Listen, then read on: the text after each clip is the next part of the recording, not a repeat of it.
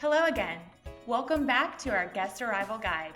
In this video, we'll chat about travel preparation, what to pack, and what's provided at your cabin. While we recommend using GPS navigation to reach the parkway, not all roads to your cabin are documented in navigation systems, so be sure to follow the cabin directions emailed to you. We also recommend bringing a vehicle with four-wheel or all-wheel drive, as there are steep roads and driveways throughout the area.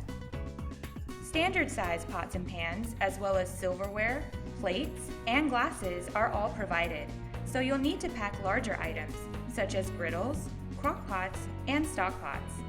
And if your cabin has a grill, be sure to bring charcoal or propane.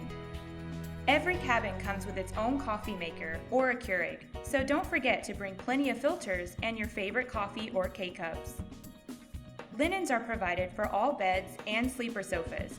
Plus, each guest will be provided with one towel and one washcloth, so remember to pack extra towels if needed. As a bonus, many of our cabins provide complimentary internet. When you arrive, check the informational sheet on the refrigerator for details on your cabin's Wi-Fi.